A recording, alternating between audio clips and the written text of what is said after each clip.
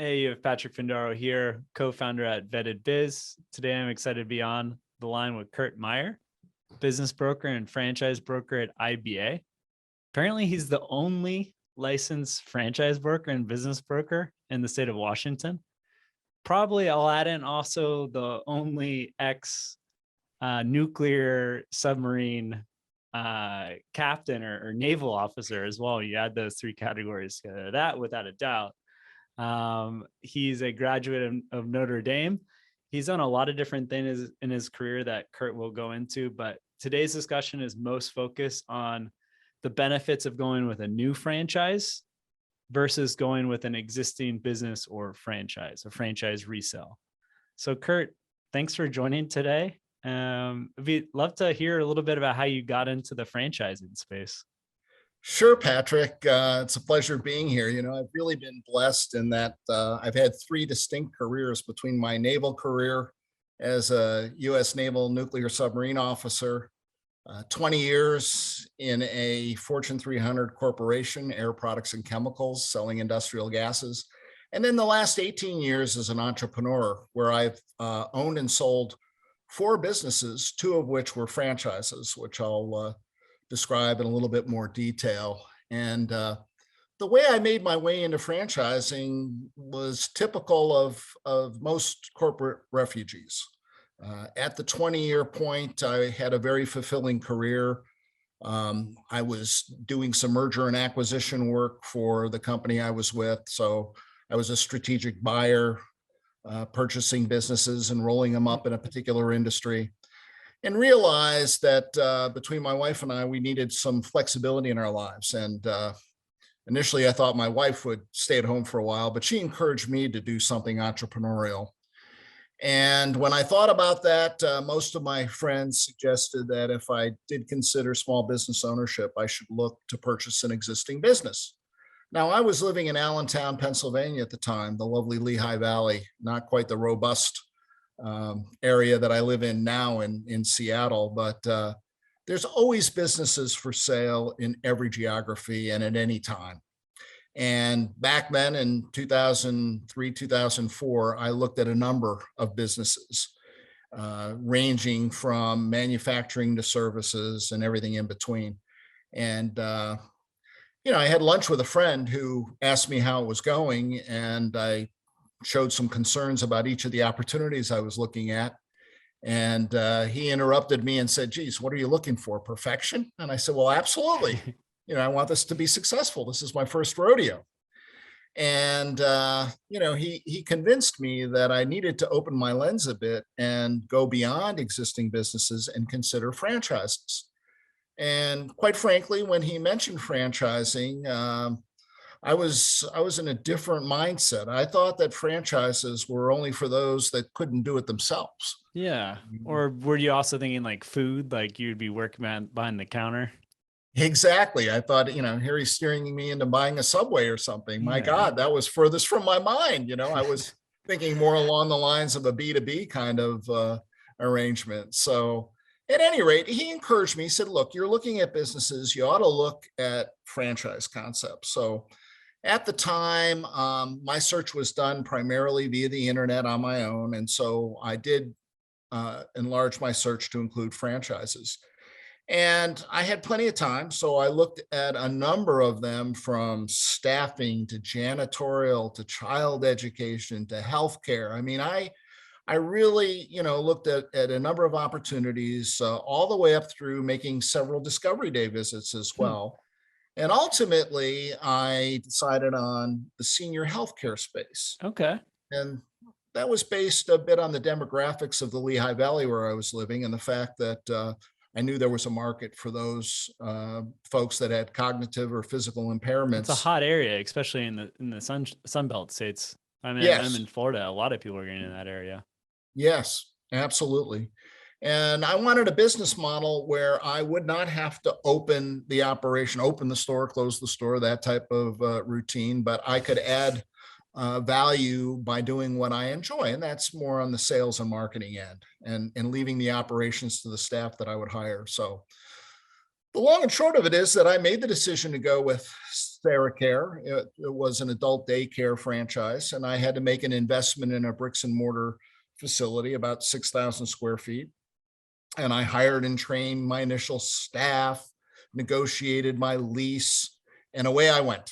And, it was scary, like it is for a lot of new franchisees. I mean, every other week I was hitting my line of credit to make payroll and just wondering when that day was going to come where I was going to make, the money and replace my corporate income that I, anticipated doing when I made the investment. Sure enough, eventually reached break even and eventually replaced my corporate income with Wow. enough. Okay. About how long did that take? About 3 years. Okay. Yeah. To replace my corporate income. And that enabled me to hire someone to run the day-to-day and enabled me to basically become a full absentee owner at that stage. And by full absentee, how do you define that? Like how many hours a week? Well, I'll tell you, this is rather dramatic. So Sure. I was fully absentee to the point where I moved to Seattle, Washington, and I was 3,000 miles away from my business in Pennsylvania. And there was no Zoom back then, right? No Zoom. Barely What you cell have to phones have, working.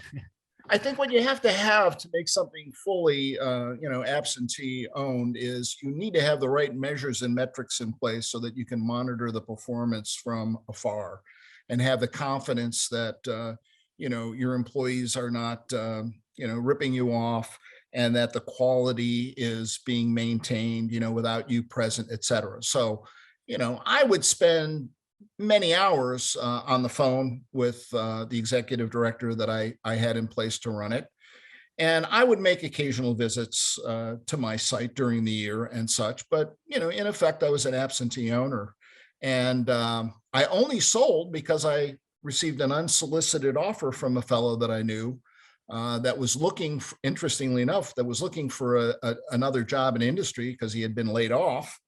And when I told him my story about how I left the corporation and became, franchise owner and how the franchisor had trained me in the business model and how it had been so successful and profitable and how it had growth characteristics to it, he then became so interested that he asked, to buy me out.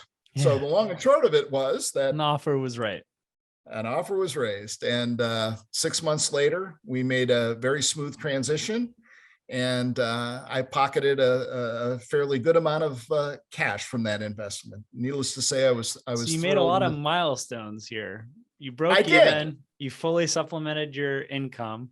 You then were able to hire a day-to-day manager and still take out nice dividends. And then you had an exit.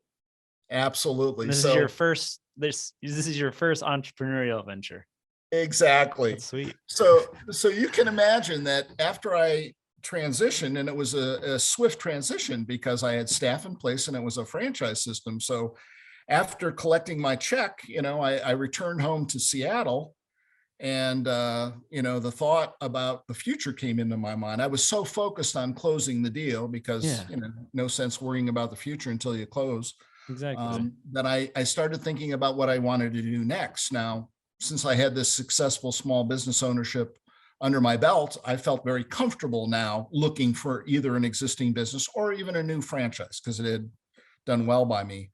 But what I came to the realization of was that what I really wanted to do in life was to help people like me. So I had just sold a business for the first time. I had to value the business. I had to package it. I had to help the buyer secure funding. I had to help the buyer transition the operating licenses from the Department of Aging. I had to help the buyer transfer the lease from an SDREIT. So I, in effect, this sounds like a full-time job. Like you're describing a role of someone, right? Exactly. I was performing the work of a business brokerage for myself.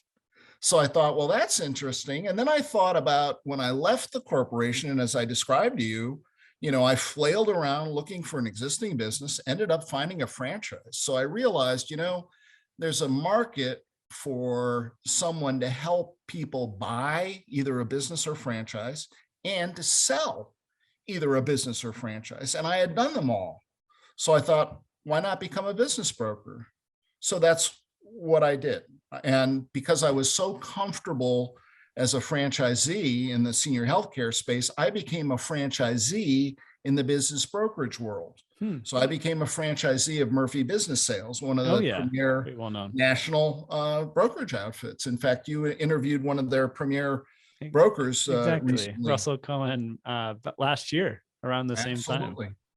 So what I liked about Murphy is that in addition to selling businesses, I had the opportunity to continue to be involved in franchising, which was good to me. And I'm a believer in it, especially for those like me who are executioners, who are looking for a business model to execute, especially for the first time. So anyway, I owned that business for about 5 years. And sold a number of businesses and a number of franchises. And I realized that when buyers came to me, that having both options available to them, either selling them an existing business that they could do due diligence on and be comfortable, it would be generating cash day one, or buying a new franchise where they could decide where to locate it, what business model to employ, et cetera. I could offer them both choices, and whatever was the best fit for them would be the way to go. And my clients love me in the sense that they weren't concerned that I was going to steer them in one direction or another. If I had only been a franchise broker, I would only have a certain amount of inventory to show them, correct?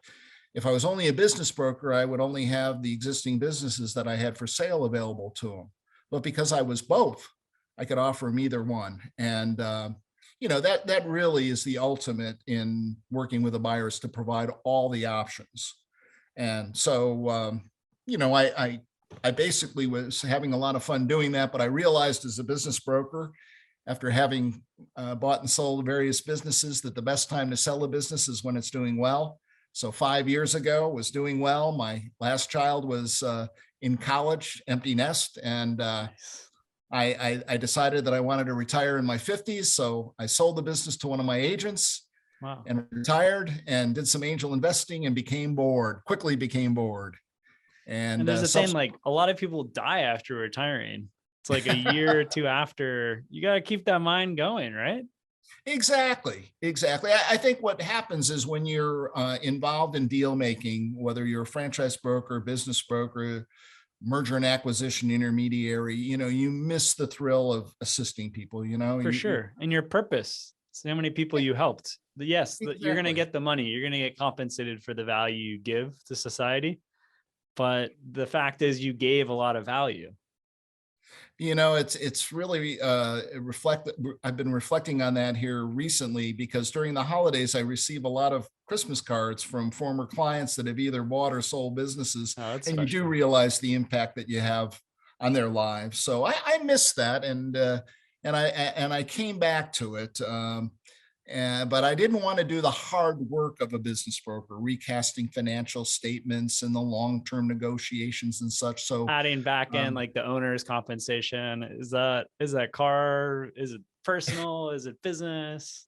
Exactly. And so when I thought about what I really enjoyed doing the most, franchise brokering came into my mind. And when I was approached by the owner of a merger and acquisition firm that I had developed a personal relationship with, I said, I'd be more than happy to come on board in a business development capacity, finding deals, sure. With small business owners looking to transition. But I would like to remain involved in franchise brokering and help these people in the same way that I described. And so he said, absolutely. So I have now been with IBA for over 3 years. And there are many instances where buying a new franchise sale may make sense over an existing business.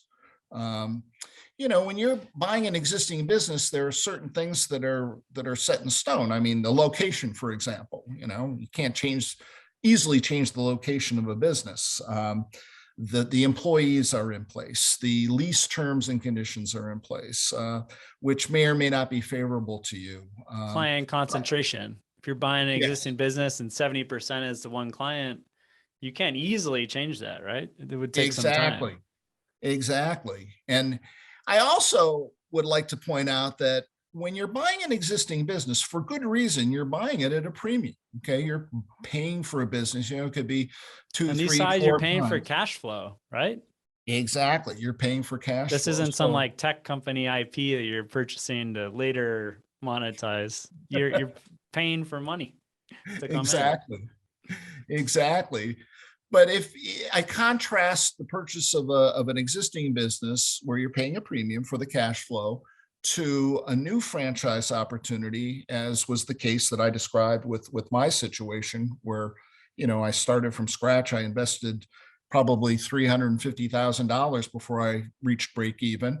I contrast that with an existing business in that when you buy a new franchise, you're building your own equity. You're not paying a premium for the cash flow.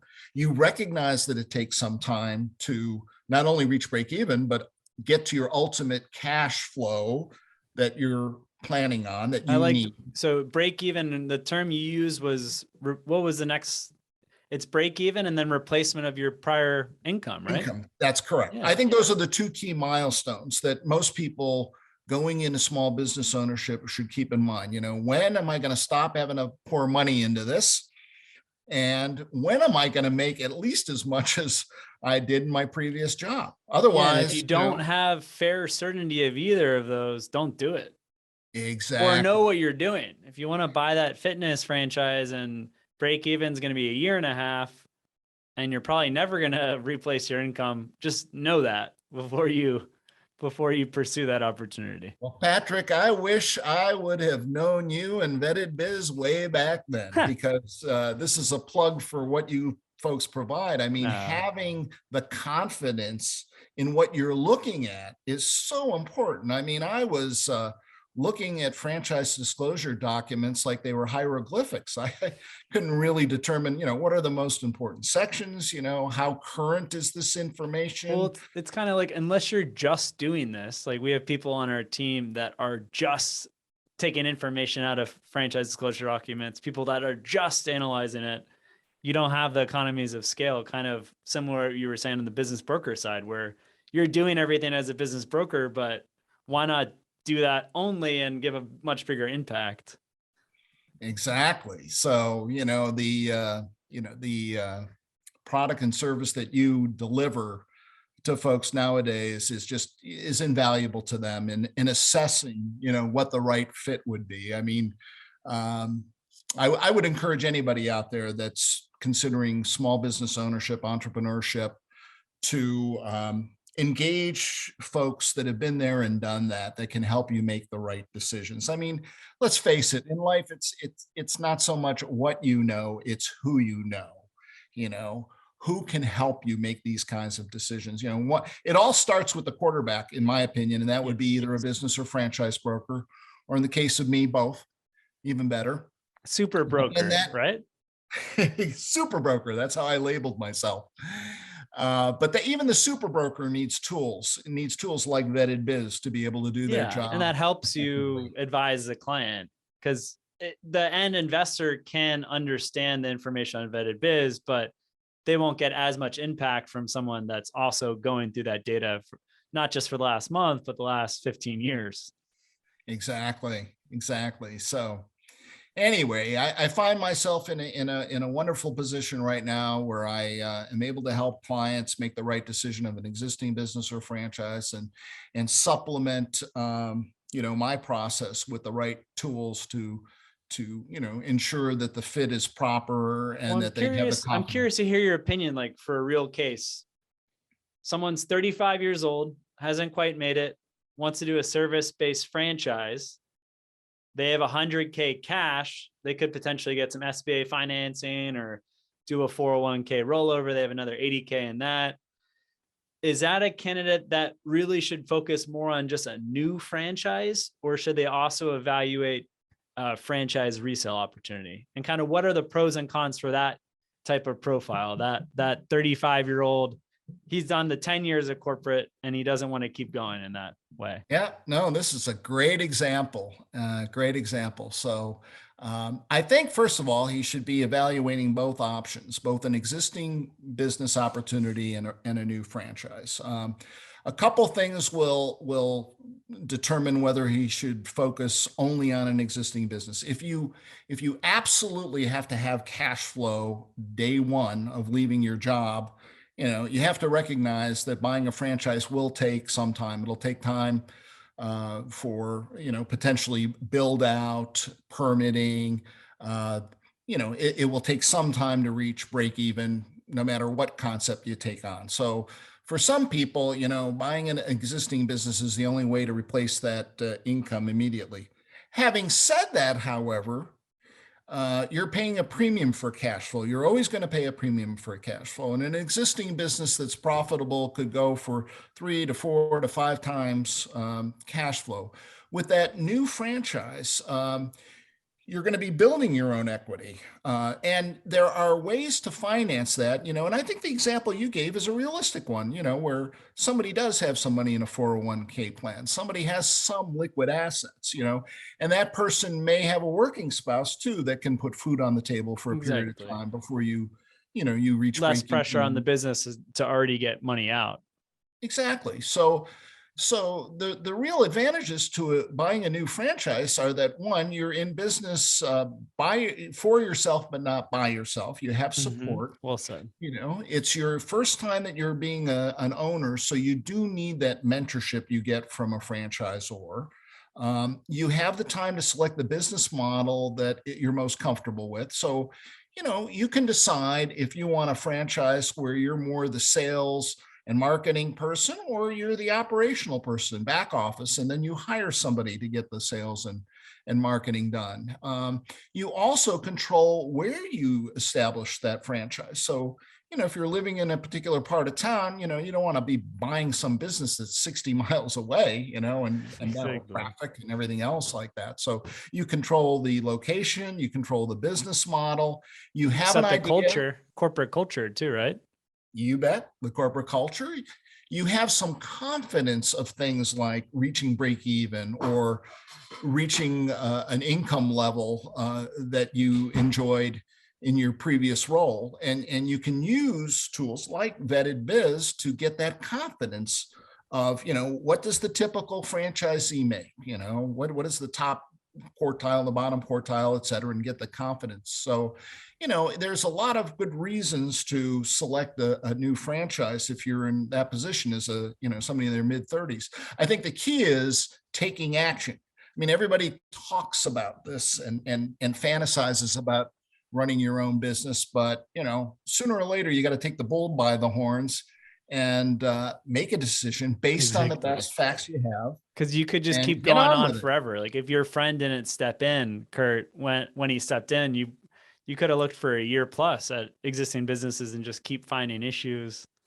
Exactly. And think about it this way. I mean, nobody wants to fail. Okay. However, what is the worst thing that happens? If you did fail, you'd brush yourself off and you'd go back to work as a W-2 or 1099. In this job market, it's not the worst. I mean, exactly. It's ridiculously tight in terms of trying to get good talent.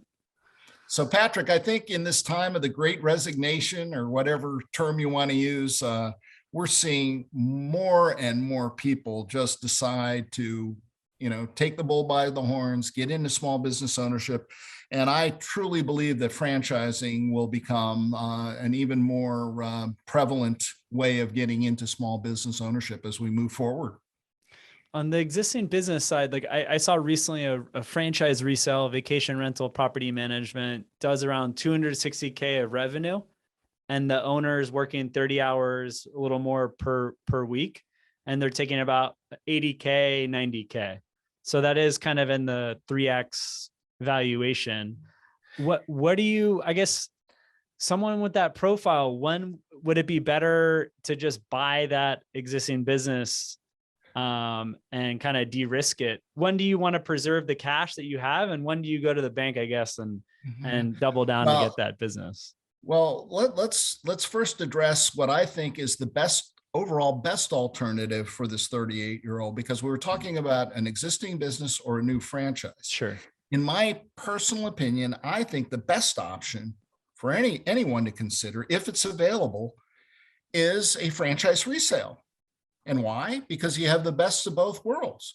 You have something that has been operating for a period of time, so you can do some due diligence. Hopefully there's some cash flow there, and you can get comfortable with the franchisor. And again, you have that support. Yet you don't have to wait, the length of time that it takes to identify the location you're going to operate from and build the cash flow up, et cetera. You have the best of both worlds. And as a matter of fact, let's take the case where it's not so profitable. Your example was that, it's profitable and, they can afford to buy it at 3 Yeah. times How about cash Mark, flow. the 38-year-old, finds a business that's losing money, but it's only Yes. 50K. So in that case, I think you stumble upon a gem. It takes a little more guts, but let's assume that there's a franchise for sale that's been in operation for a number of years, period of time, and it's not doing well. Okay, so using Vetted Biz or any other means of validation, you come across something that people might term distressed for whatever reason. It's not performing the way the franchisor advertised it to be and the way it should be. So the beauty of that is that with new ownership, it could easily become a top performer. And as the purchaser, you could acquire it at a significant discount because, again, people aren't going to buy something if it doesn't have a cash flow associated with it. So you're going to get it at probably a price that's less than it would be to start something from scratch, believe it or not. And you may say, well, why would the seller unload it? Well, the alternative for the poor franchisee who's failing is that they may be on the hook for a lease where they're tied to a personal guarantee or whatever, and they're just happy to relieve themselves of obligations at that point in time. So, that's ultimately, where you could have a real gem, finding a franchise resale opportunity that is not, successful. And I'd imagine it's even that much more attractive on the service side, because imagine like a fitness franchise or a food business isn't doing as well. It could be pretty location dependent, but if it's a service business where other franchisees in the system are doing well, but this one location is not doing as well, but you could procure business in like a 30-minute radius. I mean, there's a lot of room to improve that business, I imagine, right? Absolutely, there is. You've got it. You've got it right on, spot on. And is there anything else in terms of key data or metrics that they should be tracking, or they should be evaluating when looking at these businesses? We've talked a lot about cash flow. Any other metrics that you think they really should be looking at for a franchise resale? For a franchise resale, I would say, looking at employee turnover, that it's usually a tip off of, the effectiveness of the business model and such. So that during the due diligence period, you could ask for the payroll records of the last 2 years, 3 years. Yes, exactly. Exactly. I find, a comparison to how other franchisees are doing would be very, very useful.